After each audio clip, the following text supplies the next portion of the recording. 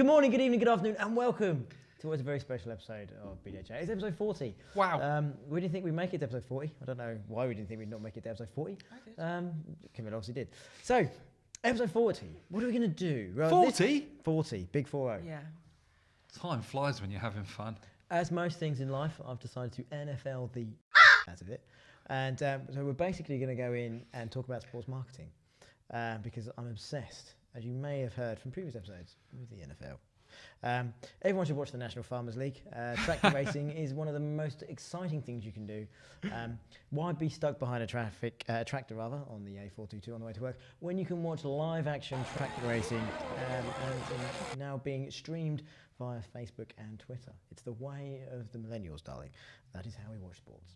Anyway, moving on. Let's crack on with the sports marketing. Obviously, we've all gone on and done tons of research, as you can tell. And to crack us off knee deep in with his research is... Oh, sorry, I forgot to introduce the team. Everyone knows who we are now. Everyone knows who we are. It's That's me, really Lee. arrogant. Hey. All 17 Big of you time. know who we are. So we've got Camilla, we've got Rob, and Hello there. we've got me, Lee. And this week, episode 40, don't forget it, we're talking about sports marketing. QVT. Oh, I forgot. We don't do that anymore. So, Rob. That's another podcast. Sports marketing. Oh, yeah. Well, do you know what? I'm going to kickstart us with something else. Go on. It is sports marketing, but I saw something that was done really badly. So You're going to start us off with something that's done bad. something that's really And bad. nothing to do with sport marketing. No, it's sports marketing. Go Is it- on. Is it And crisps, glasses? You've both got the same glasses. I feel like I I know. should be wearing the same It's like the glasses. two Ronnies. It's like the two Ronnies.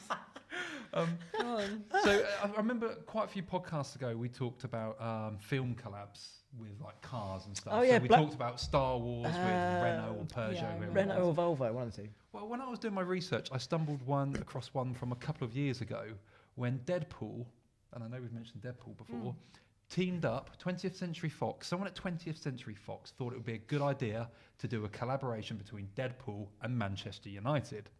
Now on paper you're like, Red Devils, well, Red... yeah, maybe the redness Yeah, involved there, yeah, I get that. Yeah.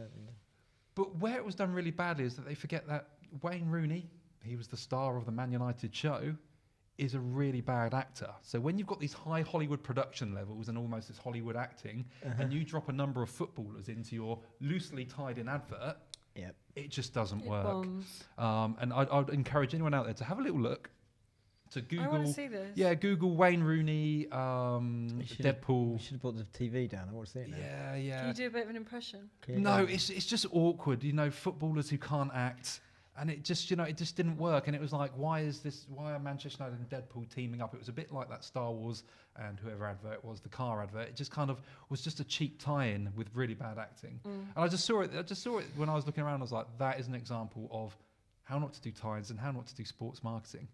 No, I'd sorry, Camille. No, I was gonna, Go on, what's your train of thought? I was going to go. Oh no, but I think that recently I've seen some videos too. I've gone out and done my research. Ka-ching! What have and- you seen, Lee? Well, I think they've Very learned. smiley today. They've learned how not to use that. You need to use the sports stars, but just don't get them doing much other than what they're good at. What they're good at, Playing Lee. Which is playing Football football or or whatever. sport they're Yeah. good at. Or well, there's two trains of thought there actually. So Nike, I'm a massive fan of Nike. Please send me all the free merchandise you want. But they're some of their London adverts I wasn't that massive a fan Yeah. of. I didn't really like them. I didn't like their tone. I just didn't like them. But this new Phantom one that they've launched recently. Oh yeah. To launch good. their new Phantom boots. That's basically just get the sport. That's got a story. Do you know it's directed by Michael Vaughan, who you may know Michael Vaughan. I've heard of Michael Vaughan. Michael Why Vaughan does that ring a directed bell? X-Men, First Oh, Class, that's why. Oh, That's Kingsman, awesome. Full I'm Circle. thinking of someone else, Vaughan, Vince Vaughan. You know, not him. His brother Michael.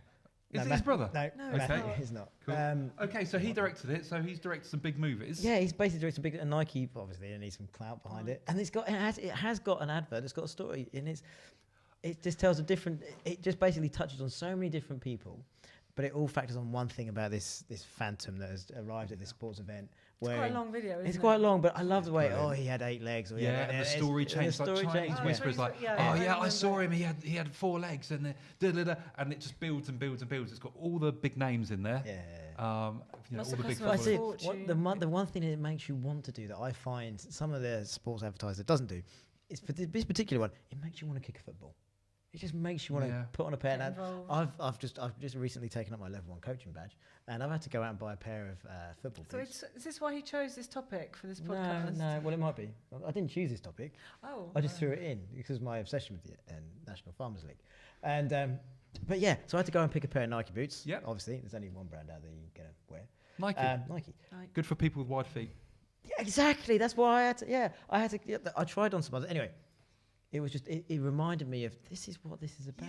You wanted to get You involved. want to get involved. You want to go grassroots, play football, and as much as these TV ads are all flamboyant and they cost an absolute shed load of money, sorry about that.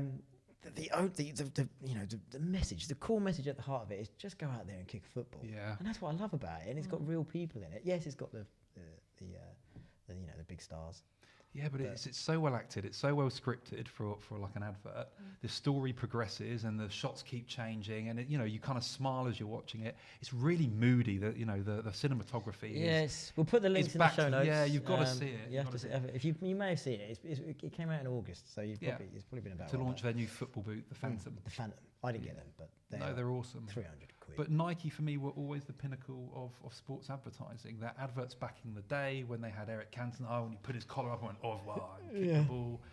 They made the best adverts, and then they went for this period, and we've discussed it a few times today. Where I think we all felt like they've lost it a bit. It's a bit predictable. It just going became down the the same old route. storytelling They've done element. similar things, hadn't Yeah. they? They'd repeated a formula that worked really well.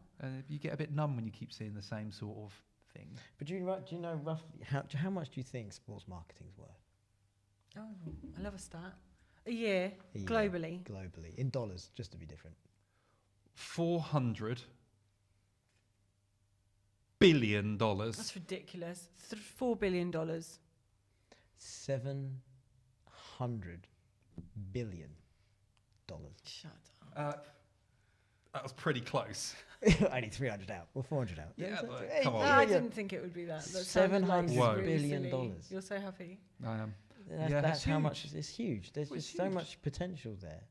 Yeah, and you see the deals going on like with Ronaldo. So obviously he's I don't want to spend too long on this, but No. straight away with he's the face of FIFA, of EA Sports. The football game, FIFA 19, and also the shares in Juventus. The value of Juventus that he's joined was skyrocketing because of him joining, but with certain allegations in the press and in the media, the effect that's had is huge.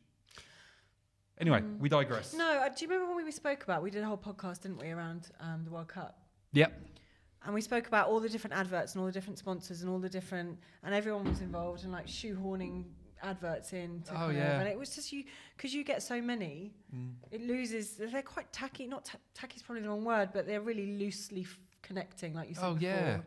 So you've got somebody marketing, I don't know, I can't remember the examples we spoke about, but it's really difficult. And I think I looked a little bit at sponsorship for this bit, and I looked at Wimbledon sponsorship. It's a bit British, isn't it? And a bit kind of. I like this. Tell us tennis about. They don't get. I Cream. love that. Sorry. They don't have sponsors in Wimbledon. They have suppliers. Yeah. So it's really subtle. Robinsons. More? Can you think of any more? Oh, this is Slazenger, good. It's so Slazenger, yeah, tennis balls. yeah. Who's been with them for like 75 years? Slazenger and Robinson's not going anywhere. There's someone who makes the umbrellas, but I can't. They've got I think they're Ralph not Lauren. The Wimbledon. boys and ball girls are in Ralph Lauren. Are Are they? they? Yeah. I'm surprised they're not in some sort It's of... really subtle, and they've It got is subtle. Evian water Yeah, with yeah. Robinsons as well. Yeah, with But you have to look for it. Like you have Nike Yeah. on some of the gear. But I find that as part of the game. Yeah. Because I like to... It's so nice. So who's actually... Because whereas you get the likes of James Bond, they'll literally just splash every known brand Yeah. in the video. And you'll see it all on their shirts and all on the side in football yeah. and stuff. They don't do that in Wimbledon at all. Well, it's very really traditional, isn't subtle. it? Well, Wimbledon Yeah. dates back many years. I don't know how many years now. And it's a very but- traditional. Do you know the other sport that does that as well? Hmm. It's banned. You cannot advertise. Go on. It's the National Farmers League. Oh, for God's sake. That you are not allowed... For people watching, just in case, it isn't the National Farmers League we're referring to. It's the NFL. And in the space of, 2 or 3 weeks, Lee all I've has heard. become completely obsessed with with this. Kansas City Chiefs. Minnesota Everything we Vikings talk team. about today will go back to the farmers. No, because league. no, well, Won't it? the trouble with the NFL, or was it? I Oh, say here we the only one of the hiccups of the NFL is obviously they can't advertise anything. So the jerseys have nothing on them. There's no advertising. I like that. Which is lovely. It's nice and clean, you know. Because you only see what's going to be useful, like Wimbledon example. You only see what's So it's not rammed down your throat. All the visual information that's on there is there to help you understand the game. Yeah. If there's no trying to sell you stuff. Now, don't get me wrong, they then go to like loads of commercial breaks because it stops every few minutes. That's when they do, that's why the Super Bowl is the Super Bowl, because look at the money that they spend. And the ads. But going back to sponsorship. Yeah. How much do you now? One of the greatest football teams, well, some will say, is Real Madrid. How much do you think they've won 3 Champions Leagues? How much do you think their players can make over a year based on sponsorship? Oh, that's their players. Yeah. Are we talking a total figure? Yeah, just or roughly, on average per player? Per player. Average per player. I guess they've done the average. I guess they've worked out by average. So let's just say average. Average per player. Average per player per year sponsorship deals. Dollars. 10 million. It's more, isn't it? I don't know. I know you don't. 20 million. 220 million. Yeah. Bonkers, isn't it? Yeah. But then you can imagine it when you get the likes of Nike that turn up. Can you be in my video? Yeah. Can you wear my boots? Yeah. Yeah, of course I can. That'll be this much. That'll be this much. That's their salary, isn't it? But there's such. End of the day, I mean, if you look at how much they've got to get their money back. If you think of BT Sport paid, and I can't remember the breakdown now of when the new Premiership rights came out and who got what. But it's not for this year; it's for next year. But BT Sport have got their set amount of games. Sky have got their set amount. I think next year Amazon have even got some. But we're talking. I think Sky played 96 million or something crazy for the rights to the Premier League, and they have to get their advertising back. They have to get that money back. Yeah. So what they do is they spend even more money then on launching new TV campaigns. So the likes of BT Sport have done one. I don't know if you've called it. It's called this little girl called Charlotte, who basically is a bit of a sport fan. She's sitting in front of a TV. And she then just runs through the streets. You used to be watching this the other day. Dele Alli. She nutmegs Dele Alli in it's just I find him really funny. It's just we can't do it. Do it afterwards. But yeah, and it's just but you just think of the amount of will. and again, who was that directed by? I can't remember. That was directed by. I did write it down. But anyway, it's a lovely way to launch an event. Peter, is it Peter Canania? Peter. Oh, sorry, Peter. I know you're probably watching this and an avid watcher of the podcast. I'm going to murder your surname now. He murders someone's surname every week. I think it's Peter Coutinho. Anyway, he directed The Full Monty. That's a cool surname. He's recently... I think it's made up. Coutinho. Hello, Peter Coutinho. Peter Coutinho. Okay. Anyway, he directed The Full Monty way back when. Remember The Full Monty? Of course. We won't do that now. Anyway, it's awkward. Bit embarrassing. Anyway, he's directed a new video with Freddie Flintoff. Now, Freddie Flintoff, this is going back to can he act? But they've basically launched the World Cup. They're hyping up for the World Cup, the Cricket World Cup. You're supposed to look slightly like. I keep getting told a lot recently without my glasses I look like Freddie Flintoff. Yeah, you could. Yeah. It's like Freddie Flintoff meets what's the other chap? Martin Clunes. Martin Clunes. Yeah. Anyway, but yeah, if you get a chance to watch Freddie Flintoff, they're launching the World Cup. But so that's the World Cup. So they've got to get their money back. But the one that I've noticed is making the most amount of spend on TV advertising. What do you think it is? It's not even a sport.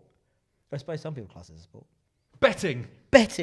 The number of betting adverts is crazy. Huge, isn't it?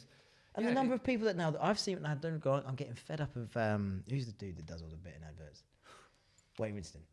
Yeah. Oh, sorry. yeah. Anyway, I was going to do an impression. Go. No. So, Bet and play. But cash out. Where do you see these adverts? Is it just on social? He watches a lot of sport. No. To be fair, I did my research. Because I don't see these adverts that often. I'm obviously not the right demographic. Have a look. I'm not the right. To be fair, no, you are. There's sports. That raises another point. Is that sports does not have. Its demographic is so wide. Got a point on that. Because basically they're breaking down loads of barriers. But back in the day, they would say, sports was for men sitting at home watching TV on a Saturday afternoon, watching Big Daddy and the wrestling. You probably don't remember. Gent Heist. But now, sports is so open to any. It's genderless in effect. They've got facial recognition over in America. Like these big stadiums where they have all the games, and they've just got really good quality cameras. And they can zoom in, and they're using it for demographic information to advertisers of the sports, to whoever. So they know that actually on this day of the week, there's mostly women at the games, so the music they play will be different.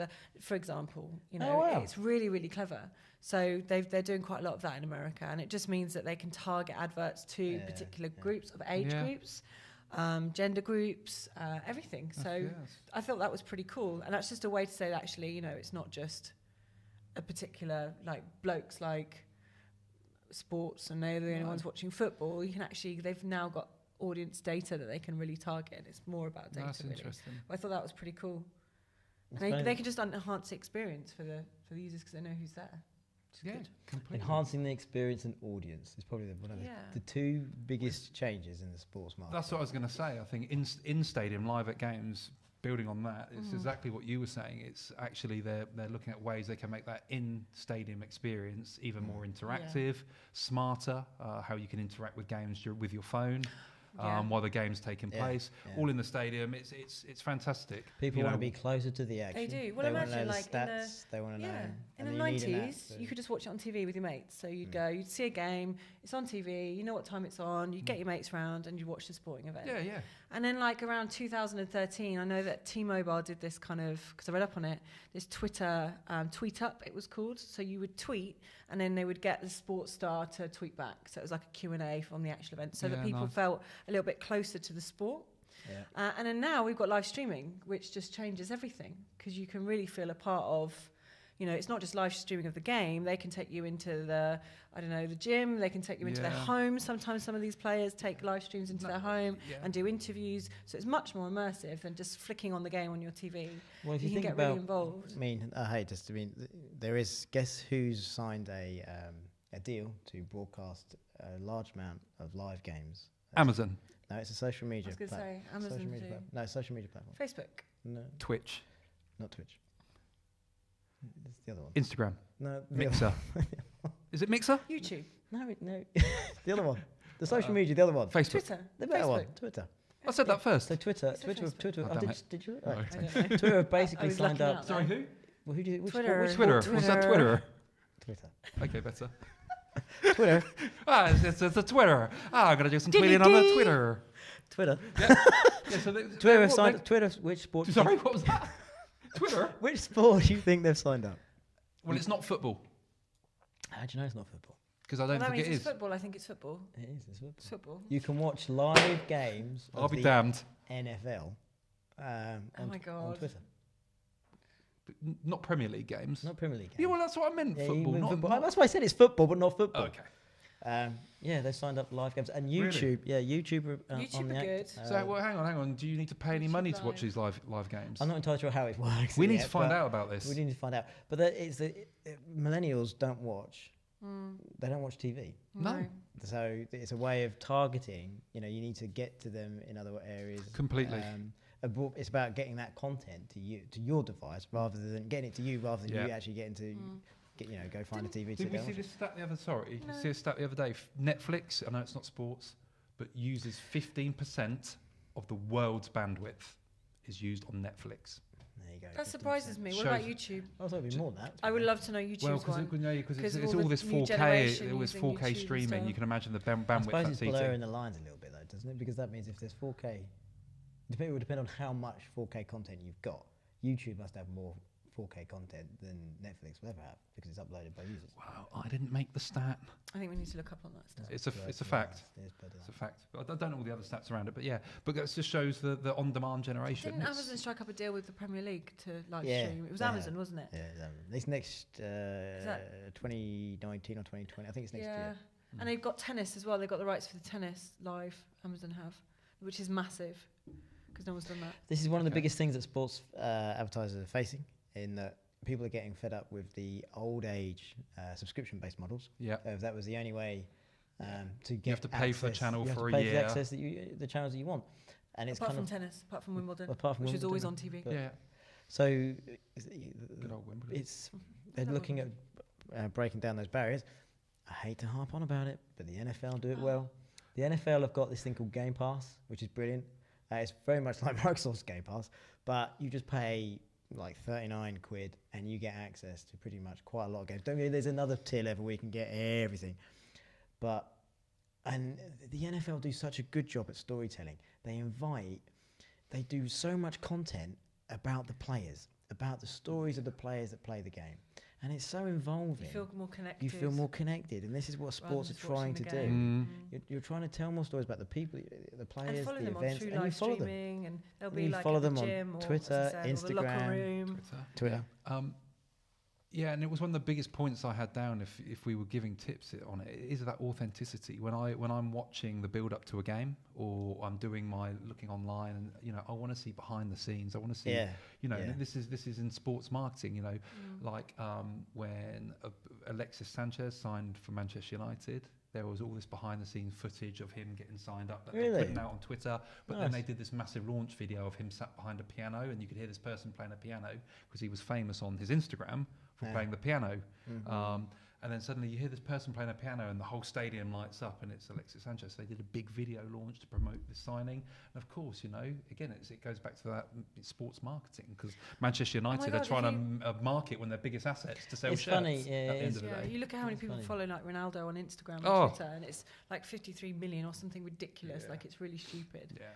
It's funny, actually, when you look at the football clubs themselves, they don't actually do any I don't. They don't need to, though. They don't need to, because they have the spot. They have the stars to do it for them. Yeah. Yeah. You know what I mean? You don't see Spurs or That's Arsenal why they pay or anyone. so much money. They don't go. Oh, there we go. Yeah, we'll just let you. We'll just follow you. You know, we'll tag onto your Instagram channels. We'll tag onto your Twitter channels. Yeah, they just and the content no one they get. wants to see that, do they? But it's so easy. I remember when Son came back from his little trip in I think it was the Asian World Cup, and if he basically. If he didn't win the World Cup, he had to go do some military service, so he wouldn't be able to play football anymore for about 2 years or so. So when he came back with his medal, Spurs just filmed him getting out of his car, you know, getting back into the camp, getting a little clap, you know, for all the team, you know, welcomed him back into the team. It was great, and it was just so lo-fi. It was just kind of like, little.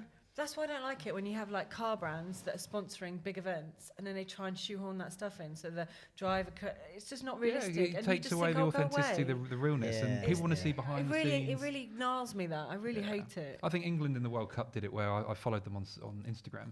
And it had constantly, they obviously had a professional, you know, their social media marketer going around with them. But it needs to be transparent. You need to see, you don't want to look at it and go, oh, this has got some professional. Yeah, that's it. You just it was someone literally with a phone, and sometimes there was a proper camera, but it was capturing all these little mini moments that told a story of England's World Cup behind the scenes, how they were training, how they were socialising, and you know what, people were all over that. The engagement rates were through the roof. When it's more realistic and authentic, I think that's when sports marketing starts to win through. They had Jaguar, and I'm going back to Wimbledon, like Lee goes back to his kind of farmer. You're Wimbledon, you're NFL today. What are you?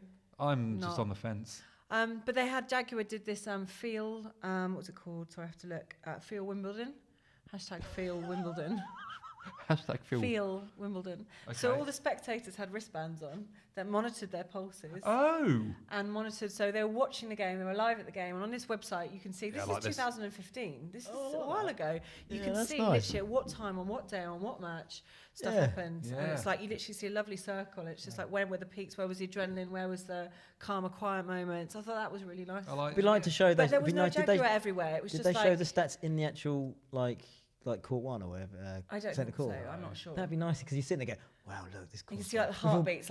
We've all got an average heartbeat of whatever it would be. Yeah.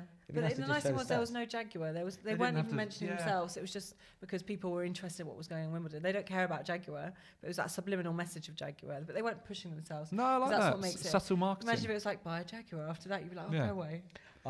Tennis gets your heart rate pumping, so does Jaguar. I want to get to one of those days where you can go to a sporting event and you get some glasses or something, and you put the glasses on and you get like stats appear. So you can watch the game, but you're getting like a live feed of stats of like past percentages and all that stuff. I'd love that, because they're touching that with VR. It's very Mission Impossible. I like that, and that's got to be where it's going. Because I mean, even in the World Cup, going back to the World Cup, BBC did it well. BBC launched their VR channel where you could literally on your phone. It was a little bit buggy to begin with, but as you're watching the game from a camera angle of your choice, behind the goal, whatever, and if you've got a headset, even better, it feels like you're actually there in the stadium. But you know, doing a click or whatever brings up live stats and overlays, and you know, again, it's making watching sport even more interactive or more immersive. Well, it needs to be more than just turn your TV on, sit down. Yeah, it does. People want more now. It's like those Bud cups that we looked at for the World Cup. Yeah. Budweiser, and they lit up after a certain octane was reached. So when a goal was hit or then they all lit up and it was like cheers. Hey. It's just like something a bit more gimmicky and a bit more something about at the event rather than just watching the event. I like that. There is the other side of sports marketing. Where sports is it the dark side? Well, it's where sports marketing is used, where they manipulate the sport to push marketing. Go on. So, I hate to say it. Have you got an example? That's why I'm like, come on. He's smiling. The NFL, the National Farms League, basically they changed some of their rules about the quarterbacks. Now, the quarterbacks are probably the most valuable player on the pitch. I'm learning a lot from this. 23-42, hut. The quarterback plays the plays. A lot of people turn up to see it. It's strange, but last year the Green Bay Packers, when Aaron Rodgers got injured, he's their quarterback. Their team numbers and the number of people that turned up to the games dramatically dropped. Yeah, because the quarterback was star injured. Attraction. He was a star attraction. There's loads of stars in an NFL team, but the quarterback is the big daddy. So what the NFL did is they thought, well, we'll tweak the rules, which apparently they tweaked the rules quite a lot, but they basically made it very hard or almost illegal to tackle at the quarterback. That's mad. So therefore, the biggest part of it for me was sacking the quarterback. That's what you can still sack the quarterback. I used to play John Madden. It's very touchy now. You can see the defense a little bit unsure. Do I tackle the quarterback? And so a lot of people are like, well, why have they put this rule in? And basically, if the quarterback goes down, attendance goes down, viewing figures go down. People that turn up to buy the merchandise, they're not there because they're not gone to the game. Merchandise sales go down. So basically, all this money that is being made is basically been driven to change the actual rules of a game so they can actually market it more, sell it more. Because if you break it down, every single sport and event that we watch has a value. Like every Premiership game has a value. Certain games have more value than others, like the Chelsea-Liverpool game at the weekend. They all have, they've all got their how much it must cost to break into advertising into that advertising space. So that's just one example of sports marketing. No, it's interesting. No, good. That was quite interesting. I didn't realise that they'd almost bent the rules of the game for financial reasons. Well, think about how much that is to them, Big impact. A lot of money. I'm just gonna. I don't know if anyone saw this. I'm just gonna show it quickly. Reebok. They did a campaign, just be more human. I think Reebok got to the point where they were fed up, and people were fed up of hearing about being more superhuman because you wear our sports brand, it makes you like a superhero. And actually, they played on the fact that actually, it's about being more human. Having that determination, that fitness, like you do every day, Lee, with your lunchtime thing. Your fitness actually gives you the drive in other parts of your life too, to be a better dad, to be a better fireman or whatever, better in your career. So again, it was a really nice play, and I'm holding up, but they did some lovely ads. I thought the design, the creative behind it was really good. The messaging was just about, do you know what? Do whatever sport you want, do whatever that keeps you fit, but at the end of the day, just be more you with it. And it was just like a really simple message, and just words like evolve from the inside out, demons, exercise your demons, and for a lot of people that's what sports is about. You do it to clear your head, you do it to brush off a tough day, or get out some aggression or pent up sort of feelings. Sport can be used, or any sort of keep fit, anything like that can be used to definitely change your mindset on a lot of things. I remember when I was last year, when I wasn't too, everyone goes through those, I was getting too bum fat, stages, too sort of not happy, lethargic. Yeah. And I turned to sport, that Tough Mudder that we did at BDA, and I used that as a sort of like a springboard, nice, to basically get fitter, and that's I wish they'd use that more in sports marketing. The effects, rather than these shoes are going to make you have 8 legs and dribble through. They have done that a little bit, like Nike did that, didn't they? Well, and they have people like running and trying to achieve their goals and following real people around rather than these athletes all the time. Completely, I think it's less about making you superhuman and actually. And plus, they don't play a lot on the team aspect of things as well, do they? It's always down to these individuals. It's a bit individual, it's always very. You've got Ronaldo on the cover of FIFA, or you've got someone on the cover of some sports magazine, 442. Does that even exist? 442. So I wish they'd play more on the, and definitely girls football. They need to big up the girls' football. It's good to see it's gradually getting the following it deserves. It's I making watched its the last way World into Cup, some it was good. computer games, and it's it's good. And there's a lot of very famous female players out there. Good. Making big names for themselves, and it's good. It's finally catching up. It's been a while. Yeah. But yeah, I think a top tip from that is it's about actually maybe some of the sports marketing needs to bring in a bit more of the team element. It's more than just one person, or you on a road, or you doing your workout on your own. Sometimes it's the camaraderie and pulling together. It's just being a bit more authentic, isn't it? But again, very much sticking with that human element, the authentic element. Nice ending. The authentic element. Is that an ending? Well, no, it's good, yeah. Everything good comes to an end. And as I hate to say it, but episode 40, the big 40 has unfortunately come to the end. I feel like we should have celebrated 40. No, it's not. No, it's not enough. It's 50 the celebration. Yeah. 50 is the celebratory one. We've already got some plans. We've got some rockets. David's literally outside now making a massive. It's the biggest piñata you've ever seen. It's BDA's our logo, and what we're going to do, we're going to film it, and we're all going to hit the of it. And he just like swearing with now sticks. on the podcast, isn't he? And so that creatine he's taken. No, Holly's it's just a gonna protein, isn't protein rage. Holly. What, Holly? No. Are you blaming Holly for swearing? No, she should be. Holly will beep it out. Holly likes the beep bars. I think she does. Maybe she doesn't. Anyway, moving on. Please reach out. We'd love to get involved. You to get involved. Send us any questions or any ideas you have for the podcast, any topics you'd like us to discuss. It'd be great. You can reach out to us on our usual social media channels. They haven't changed. It's @ThinkBDA on LinkedIn and Twitter. I think we're on Facebook. Instagram. Oh, Instagram? Yeah. We're not on Facebook. I think that's about it for this week. Thank you ever so much for tuning in. Thanks, Camilla. Thanks, Rob. Thank you, Lee, for tuning in. And until episode 41, this is 41. 41. Leave him alone. 41. Love it. What's the matter? This is the National Farmers League. Bye.